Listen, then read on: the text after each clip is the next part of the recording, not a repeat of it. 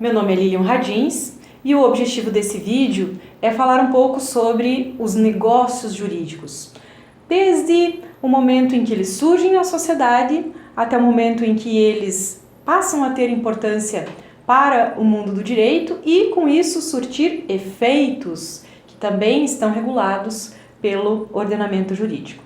Então, se você está interessado nos planos da existência, validade e eficácia do negócio jurídico, venha com a gente, ok? Bom, quando nós falamos de negócios jurídicos, o que a gente precisa lembrar antes de mais nada? Os negócios jurídicos são fatos jurídicos. Quando nós falamos de fatos jurídicos, nós precisamos lembrar que eles são partes essenciais, elementos essenciais das relações jurídicas. Então, relações jurídicas só acontecem por meio de sujeitos, né? São sujeitos que firmam relações jurídicas. E essas relações vão gerar direitos e obrigações por meio de objetos. Mas essas relações sociais, essas relações fáticas, elas só passam a ser jurídicas em função de um fato jurídico.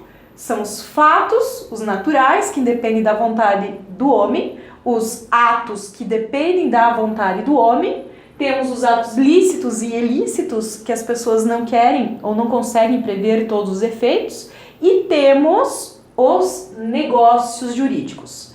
Então, os negócios jurídicos são fatos jurídicos, são situações que são capazes de criar, modificar e extinguir relações jurídicas. Então, é nesse sentido que nós vamos conversar, ok?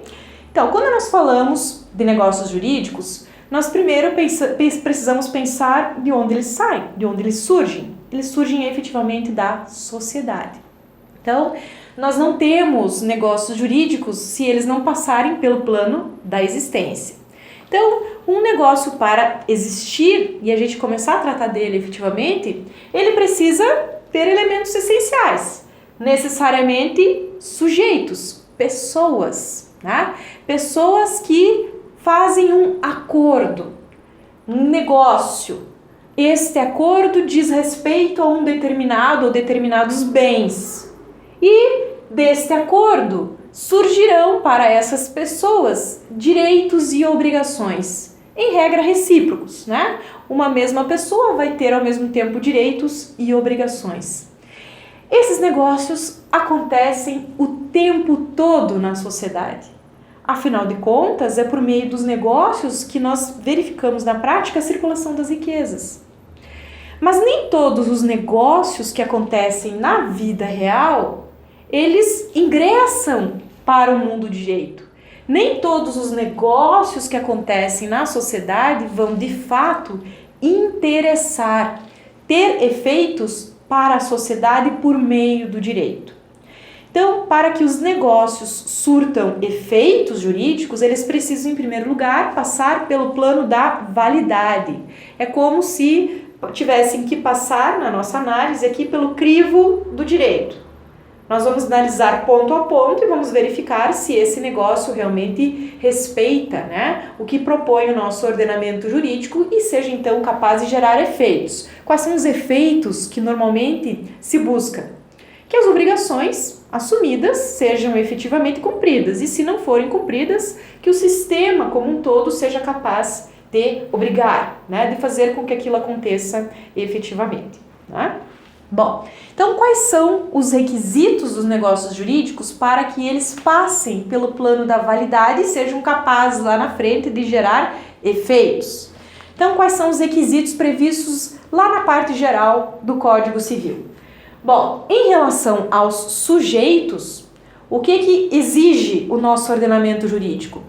Que necessariamente aqueles que fizeram o tal negócio lá na prática sejam considerados personagens importantes para o direito, sejam pessoas com personalidade jurídica. E aqui eu não estou falando apenas das pessoas jurídicas, eu estou falando que as pessoas naturais, obviamente, né, elas também, para o plano do direito, elas têm personalidade e capacidades. Então, nós precisamos verificar em primeiro lugar se aquela figura que está ali negociando é de fato um sujeito para o direito. Pode ser que não seja, né? Mas, para ser sujeito de direito, eu preciso necessariamente classificar como uma pessoa natural ou uma pessoa jurídica. E se for pessoa jurídica, precisamos verificar se de fato ela cumpre lá os requisitos necessários. Se for pessoa jurídica de direito público, de direito privado, se ela de fato entrou para o ordenamento jurídico como um sujeito, né? Ou talvez ainda não. Então ela precisa ter personalidade. Então lá na parte geral do Código Civil, a gente encontra das pessoas os requisitos básicos para que as pessoas naturais e também as pessoas jurídicas tenham personalidade, sejam capazes de serem sujeitos e como que deve ser o exercício desses direitos. Então, para que o negócio seja válido, nós precisamos de um sujeito com personalidade e capacidade jurídica. E aí entram várias outras situações. Se nós falamos, por exemplo, de pessoas naturais, nós precisamos verificar se aquela pessoa tem capacidade para, em nome próprio, sozinha, assumir direitos e obrigações. Nós vamos ver que o nosso ordenamento jurídico coloca isso apenas para as pessoas que têm acima de 18 anos ou cumpriram algumas condições previstas na nossa legislação. Em regra, a partir dos 18 anos, então, se adquire a maioridade civil, né? É possível, então, praticar atos em nome próprio na vida civil, fazer negócios. Agora, se nós estamos falando em regra geral de pessoas entre 16 e 18 anos, elas não têm a capacidade absoluta, têm capacidade relativa. Elas vão depender, né, para cumprir esse requisito sujeito capaz, que tenha lá o seu pai, a sua mãe, o seu representante, o seu, né, tutor, conforme o caso, lhe assistindo. Importa a vontade daquela pessoa, mas ainda assim, outra, né, que é o seu pai, a sua mãe, deve lá assistir. Agora, para aqueles que são menores de 16 anos, o ordenamento jurídico entende que são incapazes. Para que o negócio feito por eles seja válido, seja capaz de surtir efeitos para o direito, em regra, esses sujeitos menores de 16 anos ou pessoas que têm muitas debilidades precisam de uma representação.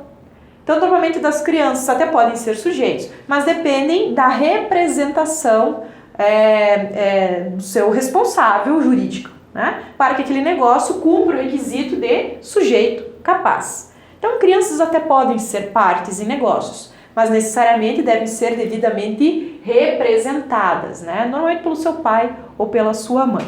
Então, para ser sujeito capaz, né, uma pessoa natural, eu preciso verificar se ela compreende, né, naquela situação prática, né, ela cumpre os requisitos da capacidade.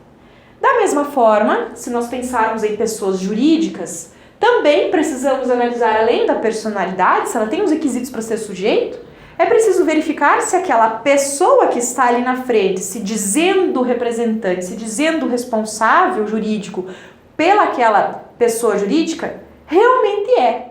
Então é preciso verificar em cada pessoa jurídica quem é o seu representante legal. Então vai depender da natureza, vai depender do tipo da pessoa jurídica. Nós teremos que analisar documentos, ou quem sabe nas pessoas de direito público até leis, né, para saber quem é o seu representante jurídico. Sem a assinatura desse, né, ou por alguém que este tem procuração, né, representado por meio de procuração, não teremos um negócio jurídico válido, né, se a pessoa jurídica não for devidamente representada, né, por quem deve fazer. Então, deve ser sujeito e capaz. Dependendo do negócio jurídico, não basta ter capacidade para os atos da vida civil. Dependendo do negócio, o ordenamento jurídico, por várias explicações, ele vai exigir algo mais, que também nós costumamos chamar de legitimidade. Então, não importa se a pessoa já tem mais de 18 anos, mas para determinados negócios, dependendo da situação em que ela se encontra, ela vai precisar da assinatura, do ok, do seu cônjuge, por exemplo. Né? Vai depender da outorga uxória. O cônjuge não é parte do negócio, mas ele precisa tomar conhecimento, a assinatura dele precisa constar num determinado documento para que aquele negócio tenha validade jurídica. Né? Então, dependendo da situação, o ordenamento jurídico vai exigir, além da capacidade civil geral, vai exigir que outras pessoas normalmente ou que outras situações sejam cumpridas para que aquele negócio tenha validade do ponto de vista dos sujeitos. Tá? E o que é mais importante em tudo isso aqui? O negócio jurídico, para ter validade, precisa ser feito entre pessoas capazes e com plena autonomia da vontade. A vontade deve ser livre e consciente. Sem isso, né, para que as pessoas possam assumir obrigações e saibam exatamente quais são os seus direitos para cobrar, nós não temos um negócio que pode perdurar. Tá? Então, dependendo da situação, esse negócio, se não cumpre requisitos aqui, né, de sujeito capaz, se tiver eivado a sua vontade de algum deles por um vício, esse negócio pode ser anulado. Tá? E se não cumprir, né, o requisito do sujeito capaz, uma criança sozinha lá fazendo um negócio, o ordenamento jurídico não vai entender que seja válido, né? Ele pode sofrer aí os efeitos da nulidade, né? A gente pode explicar num outro vídeo. Então, dentro dos aspectos dos sujeitos, nós temos lá, para que alcance, né, o plano da validade, que seja sujeito capaz e, dependendo da situação, que ainda cumpra lá o requisito da legitimidade.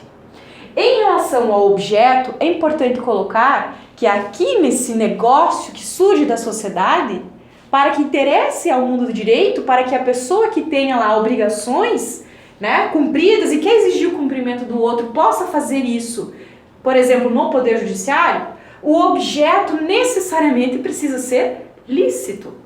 Se o objeto não for lícito, for algo proibido pelo direito, algo que não possa ser negociado, eu não consigo passar para o plano da validade e muito menos cobrar alguma atitude de alguma autoridade judiciária. Então, o objeto da relação jurídica precisa ser lícito, tá? Precisa estar no mundo dos negócios para o direito. Então, em muitas situações, nós temos bens que são lícitos, mas, dependendo da situação, nós não podemos negociá-los simplesmente, né? Então, precisa ser lícito e que seja possível o negociar, né? Que seja possível. Então, necessariamente, estamos falando da possibilidade física e da possibilidade jurídica. Então, muitas vezes surgem, né, negócios malucos aí na sociedade em que se negociam bens que fisicamente são impossíveis, né, de se colocar direitos e obrigações. Tem gente que negocia um pedaço na lua, um pedaço no céu, né? Ou várias outras situações que fisicamente nós não conseguimos cumprir, né? É impossibilidade absoluta. Então, esses negócios não vêm para o plano da validade. Assim também, os negócios que muitas vezes até é possível fisicamente, mas o direito proíbe, né? Então, por exemplo, tem pessoas que negociam direitos hereditários. Só que o pai e a mãe nem morreram ainda, né? Tem muitas dívidas, vai lá, negocia com o seu credor e, quando meu pai e minha mãe morrer, aí você fica com os meus direitos. Até é possível na prática isso, pelo plano da existência. Mas o nosso ordenamento jurídico entende que esse objeto é juridicamente proibido. Afinal de contas, poderia ser de alguma maneira um meio de incentivo, né? As pessoas falecerem, né, por causa de dinheiro. Então, não é possível negociar, por exemplo, herança de pessoa viva. Tá? Isso o nosso direito proíbe. No mínimo determinável. Então, nós podemos ter objetos determinados de preferência, mas em alguma situação pode ser que lá na hora do negócio eles não estejam definitivamente determinado. Mas é possível, por meios objetivos, determinar que objeto é esse. Então, se isso não for possível, a gente não sabe no que está negociando, né? Qual é o bem. Então, ele tem que ser, no mínimo, determinável. Em relação à forma do negócio, né, esse acordo de vontades, em regra, para o nosso ordenamento jurídico, os negócios, os acordos de vontade, não dependem de uma forma prevista em lei. Basta muitas vezes o acordo verbal, ou às vezes nem o verbal é essencial. Implicitamente acontece o negócio sem que as pessoas falem uma palavra. Em regra, os negócios acontecem assim e eles têm validade. Quando que eles não terão? Quando o direito exige determinada forma. Aí, necessariamente, precisa ser aquela forma. Para a maioria dos negócios envolvendo imóveis, por exemplo, para que tenham validade, esses negócios, em regra, precisam ser feitos por escritos, mas não em qualquer papel. Precisa ser uma escritura pública. Porque se não for dessa forma, não é compra e venda de determinado imóvel, pode ser outra coisa. Mas não, esse negócio não vai surtir os efeitos de compra e venda de imóvel se não respeitar a forma que a lei prevê como obrigatória. Bom, em algumas situações a forma é livre, mas algumas situações podem ser proibidas pela lei. Então, também é preciso, em determinadas situações, cuidar disso no caso concreto, tá? Então, nós temos lá negócios que acontecem na vida real, nem todos eles passam pelo crivo da validade, significa que eles também não surtirão efeitos no mundo jurídico. Se de repente uma obrigação não for cumprida, a consequência, em regra, é de que a pessoa prejudicada, se o negócio não passar pelo plano da validade, não vai ter como buscar o Poder Judiciário, por exemplo, para buscar o cumprimento forçado da obrigação do outro. Essa é a consequência, vamos dizer assim, mais básica de um negócio jurídico que existe de fato, mas que não cumpre com os requisitos de validade. Okay? Então, para cumprir os requisitos de validade, conforme está lá na parte geral do Código Civil, sujeito capaz. Então, tem que cumprir lá o requisito da legitimidade. Tem que ter objeto lícito, possível, determinável. E forma prescrita ou não defesa em lei. E ainda, nós poderíamos colocar mais um aqui. Causa justa. Ou seja, para a sociedade como um todo, o fundo de ser, a razão de ser daquele negócio tem que representar uma causa justa do ponto de vista da sociedade. Isso é importante na interpretação dos negócios como um todo. Mas os principais são esses aqui, no aspecto subjetivo, no aspecto objetivo e no aspecto formal do negócio.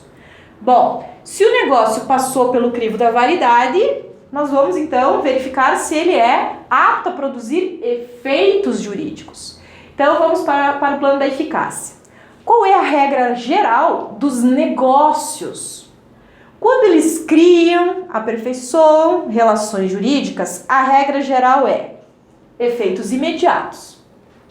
Aconteceu, passou pelo plano da validade, qual é a principal